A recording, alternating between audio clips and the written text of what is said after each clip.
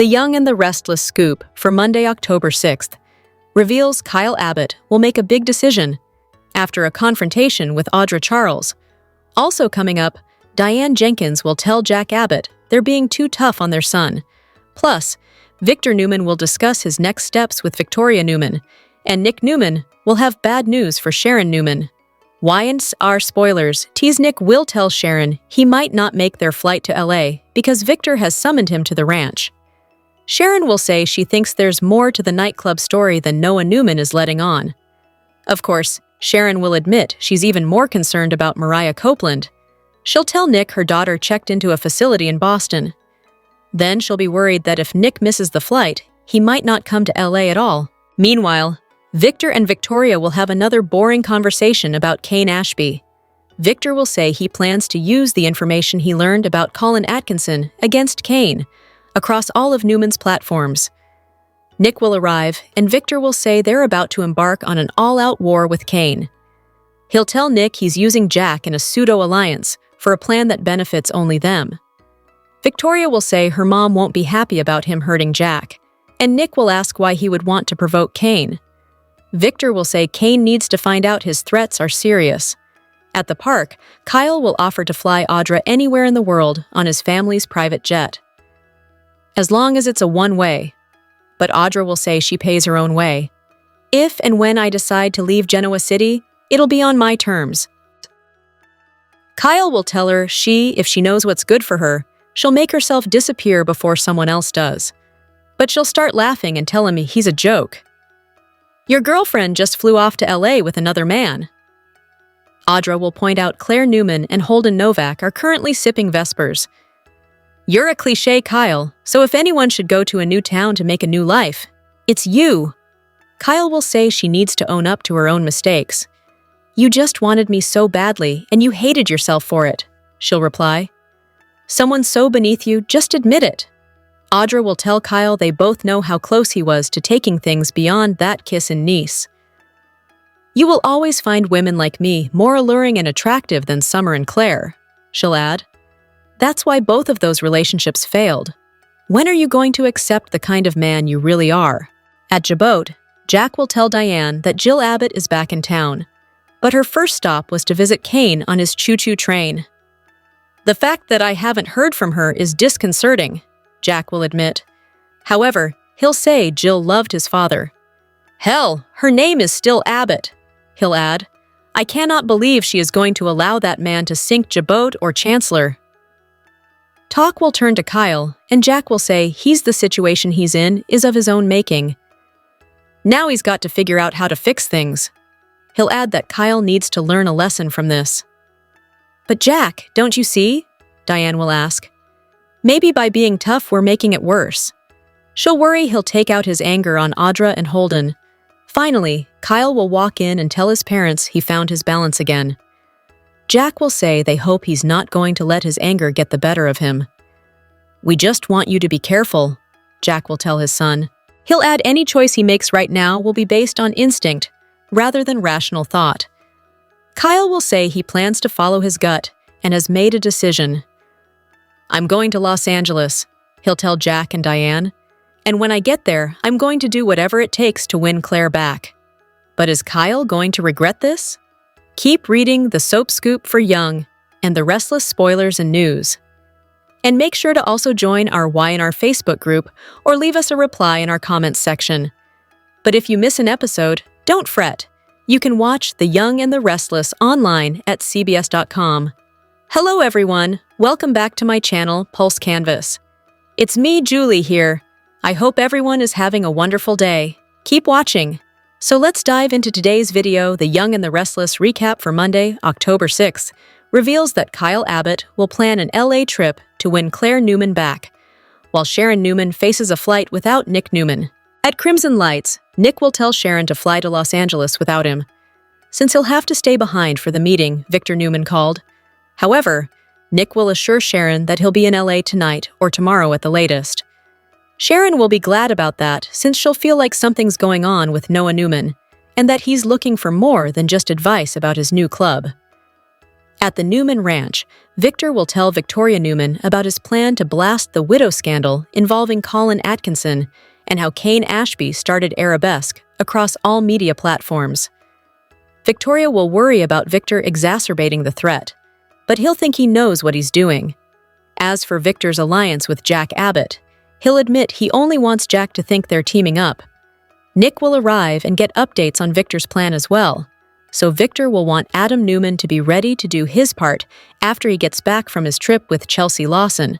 Nick will also want the IT team to look for any abnormalities, since they need to stay on guard when it comes to Kane's threat of using the AI software. Whether it's real or not, Victor will predict they'll find out soon enough and will reflect on how long Kane's been plotting. But he doesn't know what he's up against, Victor will warn on Monday's Y&R episode. At Jabot, Diane Jenkins Abbott and Jack Abbott will discuss the risks of his alliance with Victor, but he'll do his best to reassure her.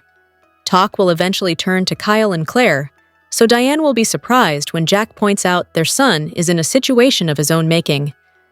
Despite Diane's sympathy, Jack will be a little more willing to acknowledge that Kyle screwed up and that he'll have to fix it, if that's even possible.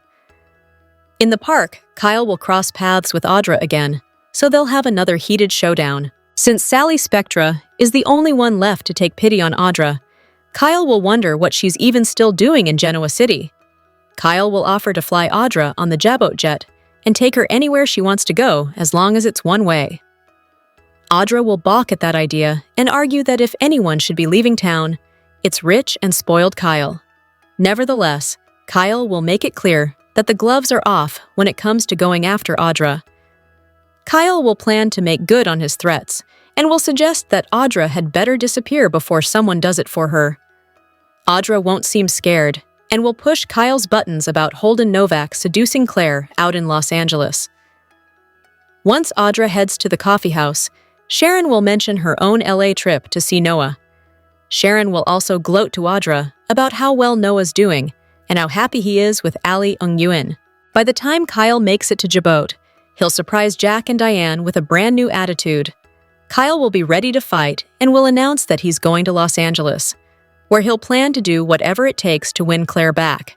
The Young and the Restless spoilers say Kyle's LA trip will come with some twists and turns, so stay tuned for any bad news that's looming. On The Young and the Restless, we've watched many characters being utilized due to their connection to big Genoa City corporations, like Newman Enterprises, Jabot, Chancellor Industries, and Winters Inc. But other GC residents should either be involved in the current Kane drama or in a separate storyline of their own. Here are 3 characters who need a good storyline. Kane still loves Lily and wants her back, and we've seen numerous scenes of him asking for a second chance. He wants to regain her trust after the damage he's done, keeping his secret identity of Aristotle Dumas for 6 years. Meanwhile, Lily has told him repeatedly that their time together has come and gone. She probably still loves him, but will she give him another chance? Maybe one day, but in the meantime, she needs her own storyline. All we're getting is a Lily who spends most of her scenes complaining about how untrustworthy Kane and Audra are. Lily is a bright, beautiful young lady who deserves better. We need to see her in a storyline where her warm, kind nature shines through. That's the Lily who Kane fell in love with years ago. Some fans have suggested that she could reconnect with Tracy, who is her children Charlie and Maddie's godmother, and who is also the mother of her deceased friend, Colleen. This potential storyline would get Lily out of her family orbit, which is where we usually see her, and give her another character to interact with. Tracy is a loving, caring person who could be a wonderful mother figure to Lily, especially since Lily's own mother, Drusilla, died years ago. In many ways, Devin and Lily almost feel like the same character. They are siblings, but that's not all they have in common. Most of the time, we see them in scenes where all they do is engage in suspicious talk about this character or that one. They can each be judgmental, concerned, and untrusting. But Devin is another character who deserves a good story. Maybe we could see some scenes of him with Nick, Victoria, and Adam, who are his in-laws, courtesy of his marriage to Abby. We don't see him interact with them often, if at all. Since he's part of the Newman family as Abby's husband, And since Kane may go after the Winters Inc., as well as Newman Enterprises, it would be great to see Devon band together with the Newmans to discuss how they're going to protect their companies from Kane. They could brainstorm possible strategies in case Jack and Victor's plan fails. Now that Nate refuses to take Audra back, he's going to need another storyline. The last one involved him learning he had a half-brother, Damien, and reuniting Damien with his mother, Amy. If Damien hadn't been murdered in France, we could have seen more storylines evolve for the two half-brothers. It's a shame he was killed off, both for Nate and Amy. So is there another storyline for Nate on the horizon? It would be interesting if he decided to practice medicine again. Several years ago, he suffered nerve damage to his hand and was told he couldn't perform surgeries anymore. But soap writers can always find a way to reverse that diagnosis. After all, we need more doctors on The Young and the Restless.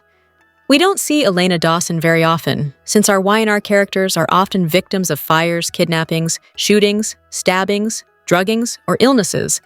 They need a reliable surgeon on hand. Could that be Nate? The Young and the Restless spoilers reveal that a divorce threat shocker could rattle Michael Baldwin. Is Michael really willing to lose Lauren Fenmore Baldwin over his loyalty to Victor Newman? Lauren was already pushed to her breaking point the last time Michael got caught up in Victor's games. Michael finally retired and walked away from all the danger, but it came at a great personal cost since it ruined his relationship with Victor. Now Michael's fighting to restore that bond and protect the people of Genoa City from Kane Ashby in the process. Michael hit a snag since Kane fired him and derailed his infiltration plot, but it's obvious that his loyalty to Victor runs deep. Lauren walked out on Michael in the October 1st episode, so that says a lot about how fed up she is over all this shady news. It's like there are 3 people in this marriage, as far as Lauren's concerned, since Michael always goes back to Victor in the end. Lauren isn't sure how much more of this she can take, so she may deliver a divorce threat sooner or later. Y&R fans might see Lauren spell it out for Michael and insist that they can't go on like this. Of course, we'd argue that Y&R's having Lauren overreact a bit for drama's sake, but it's clear that she means business. Lauren doesn't know what else she can say or do to stress just how important this is to her. If Michael isn't willing to put Lauren first, what does that say about their marriage? Lauren will find herself wondering that, so she may deliver a divorce threat shocker to Michael in the coming episodes. Perhaps Lauren will give Michael an ultimatum and warn that their marriage won't survive if he doesn't truly cut ties with Victor for good. Michael might be willing to surrender to Lauren's wishes eventually, but there's also a chance she'll realize she can't give Michael up, no matter how angry she might be with him. At some point, Lauren may have to accept this is just who Michael is. Nikki Newman doesn't approve of Victor's actions either, but she just can't quit him and has given up trying at this stage of her life. Should Lauren be the one to back down, or should Michael back down instead? Will Michael and Lauren be able to avoid a divorce despite her extreme frustration? The Young and the Restless spoilers say Lauren and Michael will have a lot to figure out, so stick with us for updates on their continued marital turmoil. Welcome to the Young and the Restless Daily YAPP for a quick, and by that I mean you're already halfway done, recap of the most amazing or what the heck did we just watch moments on today's episode. Let's get to it. The greatest strength The Young and the Restless has is its long-running characters and the actors who've brought those roles to life for decades. Y&R is now treating its audience to another veteran with the return of Jill Foster Abbott, a character who has been around since the first year of the show. Fan favorite Jess Walton, who plays Jill, has come back to Y&R, and it's not just to sit in the background and wave. Jill has returned to the canvas as a key player in the ongoing Kane Ashby drama. Kane may have a brand new story going on, but Y&R has not forgotten just how important Jill is to him. Right now, Jill is the most important character in Genoa City. If Kane does indeed have the artificial intelligence software that can destroy the major power players, someone is going to have to reach him and appeal to his better nature. Who better than the mother figure he came to love when he first came to town all those years ago? Even though we didn't see her with him, the show's writers established that Jill spent time with Colin, Kane's late father, in his final days. Even though that relationship was revisited off-screen, it's likely going to play into Jill's current story with Kane. Throw in the dynamic of Billy feeling left out, and you've got one compelling drama. Want more details? We got you! Soap Central has the best full Y&R recaps on the internet. You can even go back over 30 years and read each and every one of them. If you can't wait until the next episode, we have daily spoilers too. And whatever you do this weekend, do not. Seriously, do not. Forget to read the 2 scoops for some laughs in the as close as we can come to being a watching party without actually being a show. And the best part is, if you agree or disagree, we want to know. As always, share your comments below. Here's your recap for The Young and the Restless episode, Friday, October 3rd, 2025. In Chancellor Park, Audra continued to pour her heart out to Nate. "I miss you so damn much," Audra told Nate. She impressed upon him how much she'd changed, how much he'd changed her. Audra asked a clearly affected Nate if he'd give her another chance. Audra told Nate that Sally urged her to apologize. When Audra saw Amy with Nate, she couldn't help but go over. Audra begged to tell Nate if she was reaching him. She started to walk away, but Nate stopped her by saying now was as good a time as any was to hash it out.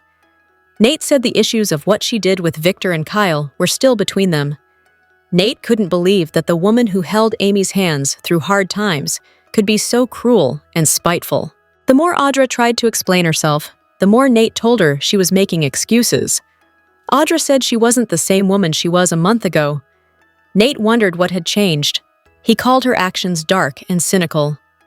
"I let myself hope," Audra said, as she approached Nate about a reconciliation. Nate said what they had could have gone somewhere. Audra said it still could. Nate wondered if he saw what he wanted to see, and that the relationship she's talking about with him quite possibly never existed.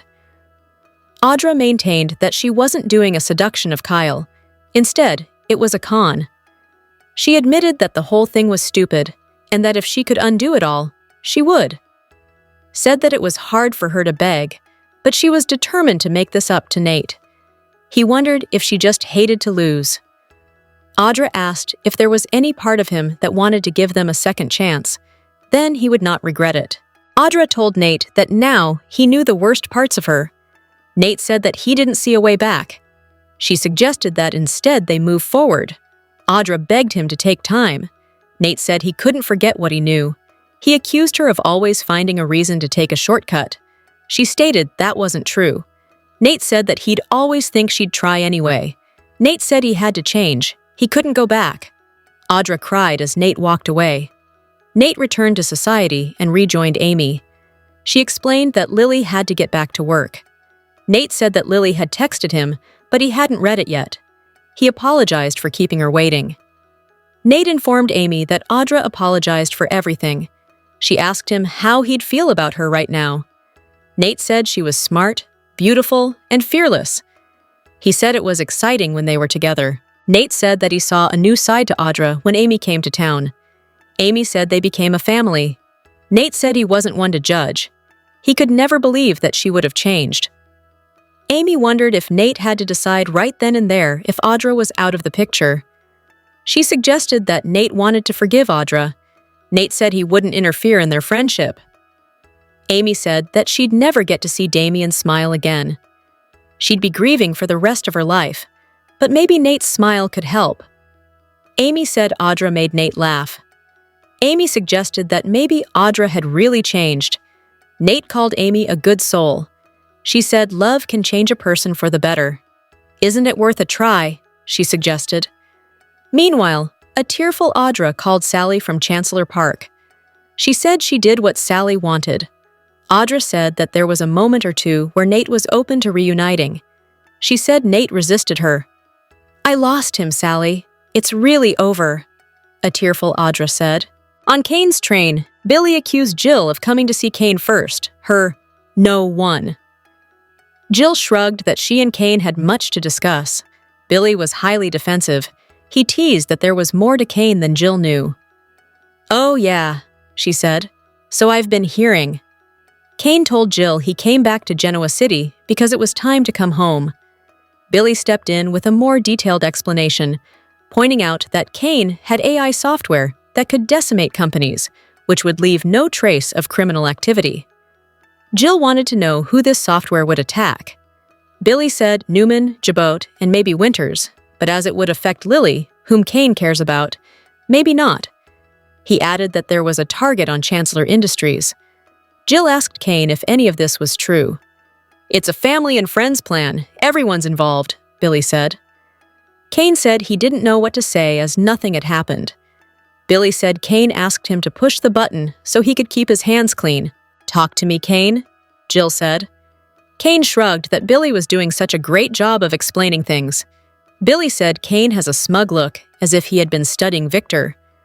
Billy said Kane had offered him so many deals that he couldn't keep track of them. Jill said she needed time to process things. Billy recapped to Jill that she had invited him to run Chancellor Industries, but then she didn't even have the decency to tell him she'd sold it to Victor. Kane told Jill that he was glad that she came home. Jill had hoped that the two men would learn to tolerate each other. She wanted Kane to be her ally with Billy. Jill begged Billy to let her make it up to him. "Welcome home, Jill," Billy snarked as he grabbed his jacket and left. Jill noted that Billy was lost. Kane gave Jill a drink of water. He told her that Billy loves her. Jill said she loved him too. However, she said they both want these big prizes and they make big mistakes. Jill wondered if that was because they were too much alike. Kane told Jill not to blame herself. Jill said she could. But what mattered is that she needed her son. Jill added that she was scared she'd lose Kane too. Kane insisted that the accusations against him were just that. Jill didn't think Kane would sell his soul just to get more. Jill said if he was thinking of hurting people she cared about, then he needed to tell her. Kane and Jill embraced. Jill noted that Kane didn't come to Chance's funeral. He said that he didn't want to be a distraction. Kane also said he felt guilty. He admitted to being a coward. Jill said Chance's death wasn't Kane's fault. Jill urged Kane to stop fussing and start talking about him being ready to come back to his family and friends. Jill figured out that Kane was lonely. She feared he'd ruin getting his family back. Jill urged Kane not to give up. Jill told Kane that he was a good man. Kane said maybe Jill was wrong. "Oh yeah, like you could con me," Jill shrugged. Kane said he had a loop in his head. Why this move? Why that one? He said the cost of all of it for everyone that he loved was great. Kane said he should have stayed at his chateau or gone somewhere else. He wondered if he should have let everyone get on with their lives. Kane added that other times he has a rage, and that's all he could see. Jill said everyone has had moments like that. Kane said it's not just moments. He doesn't know who he is. Am I Kane Ashby or the Mistress Dumas, or am I my father's son? Or am I the worst parts of all three? And all I want is to just burn it all down, Kane shared. Jill hugged her surrogate son, calling him baby. Meanwhile, Victor arrived at the Abbott mansion. Jack offered the mogul a drink, but he passed. Victor asked Jack to talk to him before he met with Jill. Victor said he hadn't confirmed he'd work with Jack. The Abbott heir wondered why he should talk to Victor before meeting with Jill. Jack said that Jill would fight like hell to make sure Kane doesn't go beyond the point of no return. Victor said he didn't give a damn about Billy. Jack said Kane could act at any moment while he and Victor talked in circles. Victor announced that he wouldn't discuss his plans with anyone unless their name was Newman. Victor wondered if Kane truly had the AI software. Jack said that Jill can give Kane that death glare she has to get to Kane. Jack re-entered the room with a drink in his hand. Victor said Billy Boy may sell everyone out. Jack said Billy would not cross that line. Victor said Jack didn't believe that. He could see it in his face. Jack agreed with Victor that Billy was a player. Victor said he had contingency plans. Just then, Billy entered. He wanted to know what was going on. Billy said seeing Jack and Victor hanging out like college buddies was end-of-days stuff. Victor said he and Jack were teaming up to stop Kane. Billy pointed out that Jack trusted Victor, but not him. Billy agreed that Kane needed to be brought to his knees and that the two men should count him in. Victor laughed at Billy when Billy asked how they were going to take down Kane.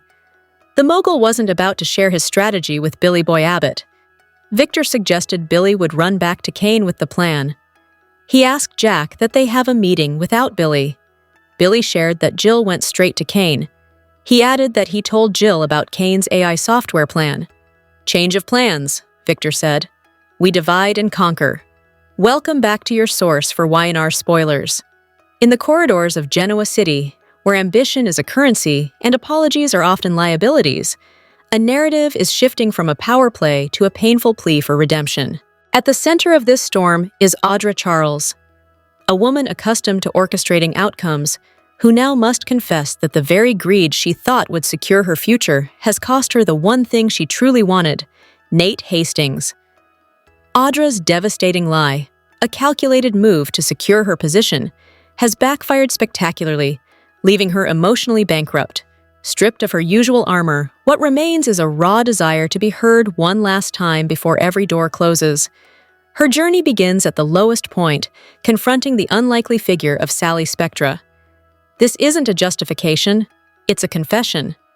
Audra admits she underestimated Nate's integrity and her own capacity for self-destruction by believing a lie could outrun the truth.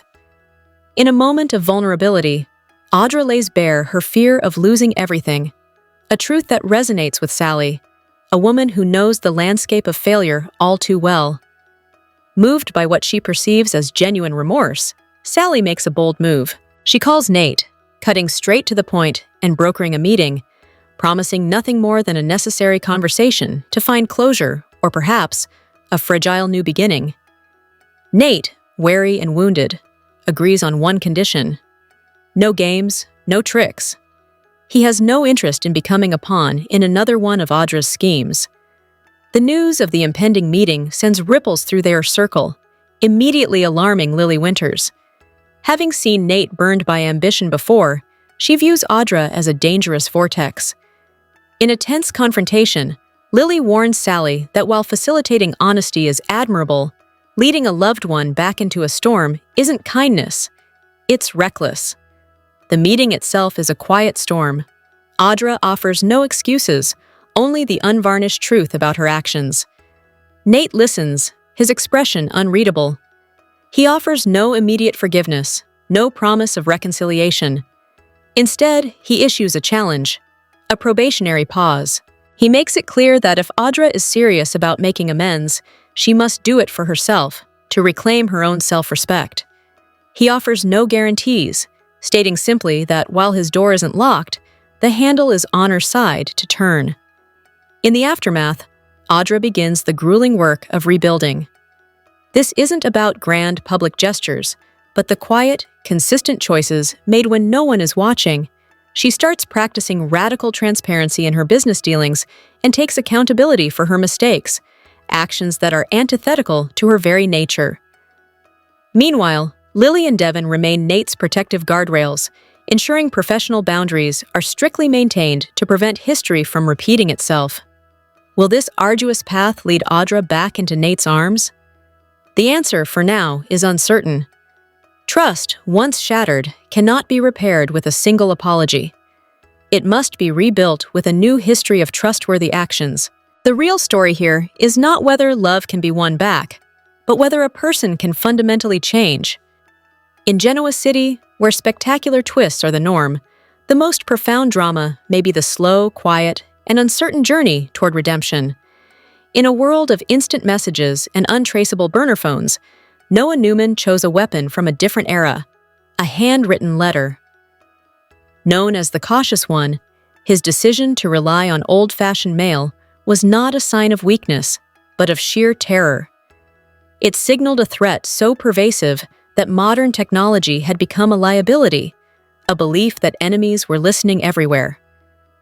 Delivered achingly late into his father Nick's hands, the letter was a storm contained in fragile paper. Inside, Noah's confession painted a terrifying picture. He wasn't just the wandering artist anymore. He was a hunted man, stalked by shadowy figures and whispering threats. But his own peril was just the beginning. The letter dropped two devastating bombshells that threatened to shatter the Newman dynasty from within. First, a dark secret about his sister. Mariah killed a man, and the guilt has been a silent poison, leaving her and anyone who knows the truth vulnerable. The second, and perhaps most catastrophic revelation, concerns Victoria's newfound relative, Claire. Noah revealed that a DNA test has proven the unthinkable. Claire is a fraud. She is not a blood relative, and her place in the family is a sophisticated lie orchestrated by dangerous enemies who are willing to destroy anyone who uncovers their scheme. For Victoria, who has cautiously embraced Claire, this truth is a dagger to the heart. For Nick, the words were a physical blow, blurring through tears of grief and terror. This wasn't another corporate battle with the Abbotts or a power play by Victor. This was his own family imploding. Mariah, a killer.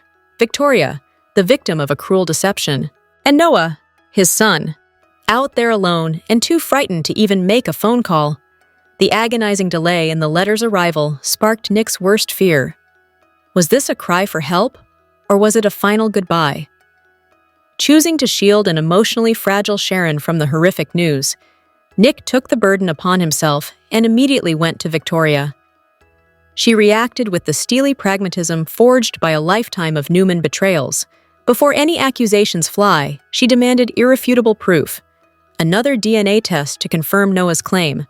While Victoria calls for caution, Nick is consumed by a desperate urgency. Every moment spent waiting is a moment Noah could be slipping further away. Fueled by rage, Nick's suspicion has already found a target: Holden. He's convinced the man lurking at the edges of their family is responsible for his son's torment. As Nick clutches the letter, a father's heartbreak hardens into a cold vow. He will find his son, and he will tear down anyone who stands in his way.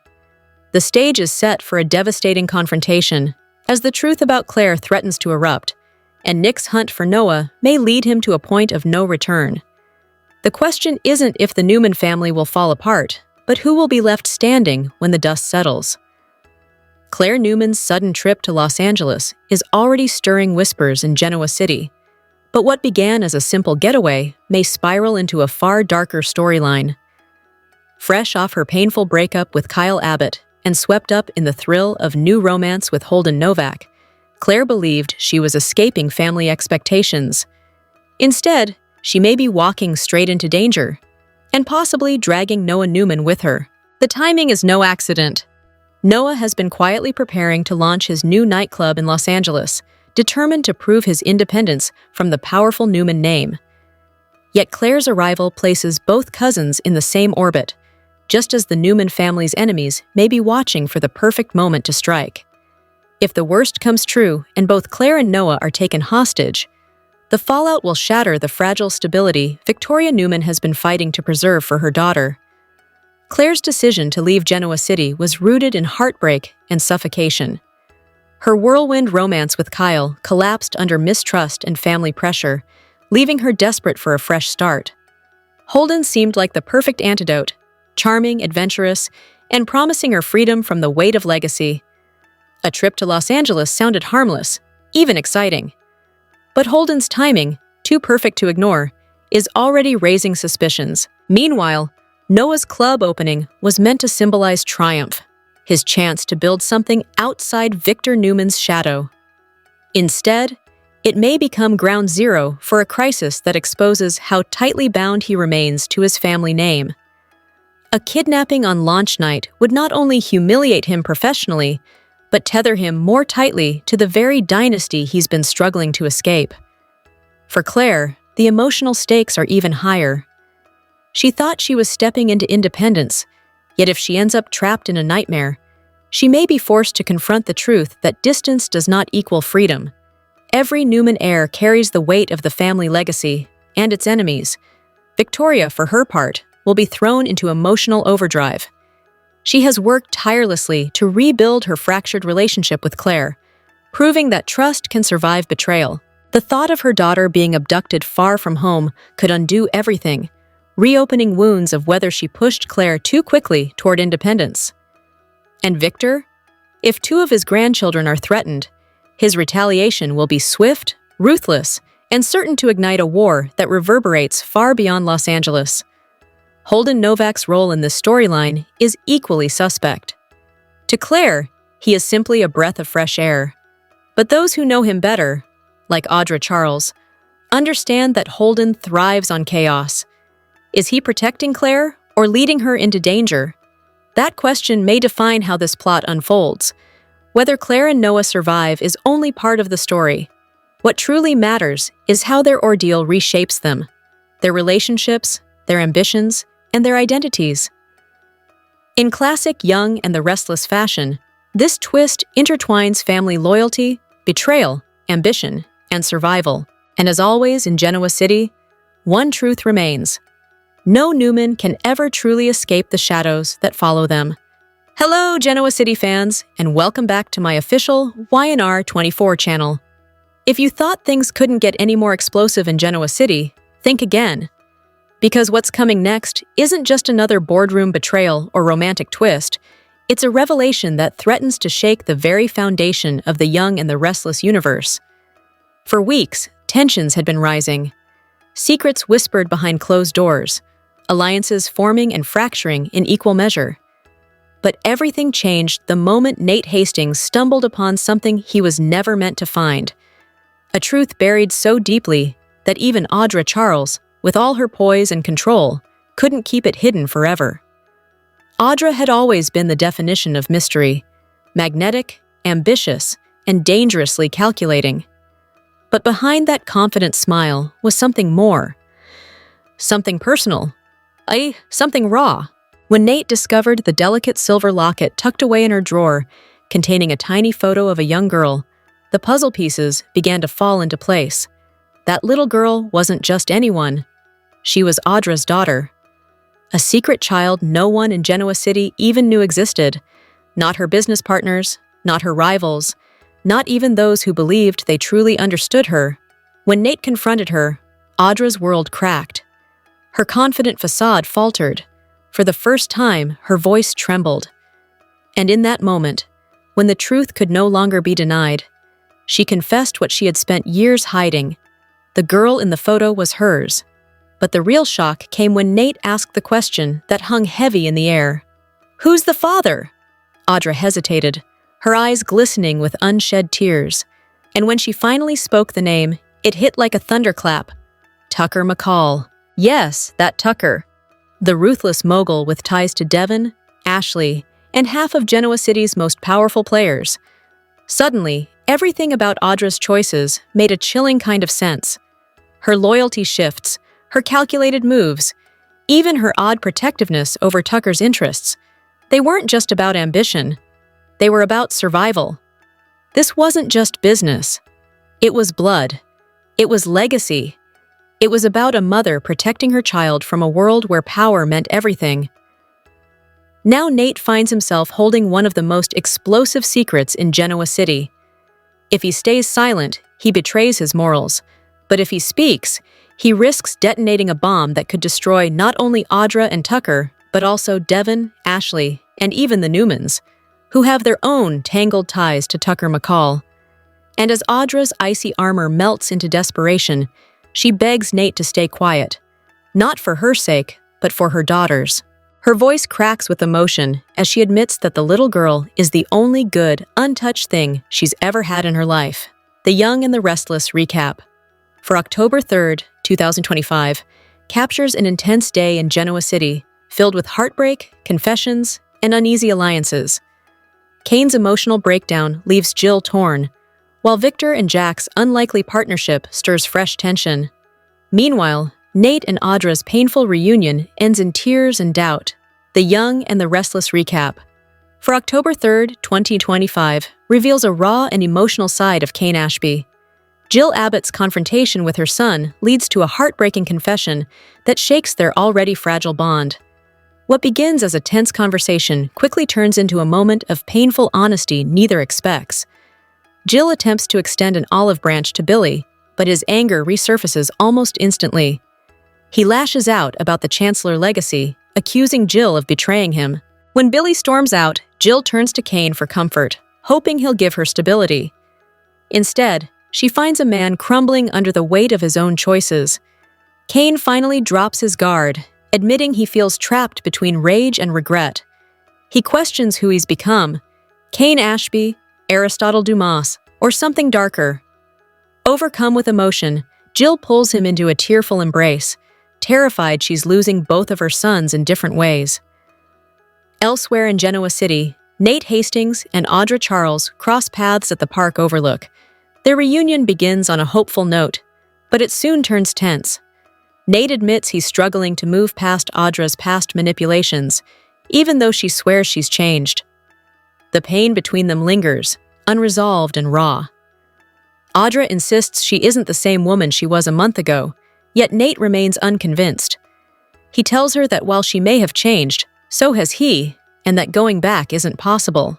After he walks away, Audra breaks down in tears and calls Sally Spectra to share her heartbreak.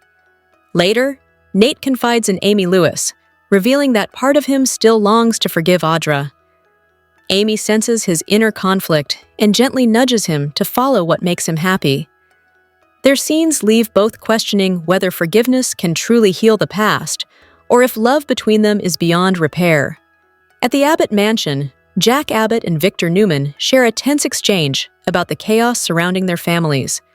Despite their history, Victor insists they must unite to take control before things spiral further. Jack hesitates, but knows that in Genoa City, temporary alliances are often the only way forward. Their discussion turns toward Billy, whose unpredictable behavior has become a growing concern. Victor pushes Jack to admit Billy can no longer be trusted to act rationally. When Billy suddenly walks in, he's blindsided to find the two plotting together. Jack defends the partnership, calling it a necessary move, but Victor stays guarded about their real agenda. Billy tries to prove he's already ahead by revealing he told Jill about Kane's AI scheme. That news alarms Victor, who decides to alter their strategy immediately. He tells Jack they'll divide and conquer, and while Jack agrees, unease fills the air as both men realize the cost of trusting each other. As night falls, Jill's emotions mirror Kane's inner turmoil. She fears losing both her sons, one to power and the other to his pain. Her attempt to hold the family together feels increasingly hopeless. Meanwhile, across town, Victor shares a chilling warning with Jack, reminding him that in Genoa City, alliances are made to be broken. Victor predicts betrayal will strike sooner than either of them expects.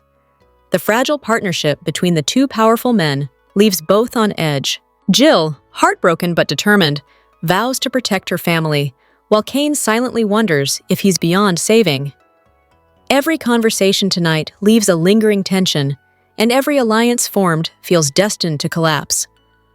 The emotional weight of the day leaves Genoa City's future uncertain and far from peaceful.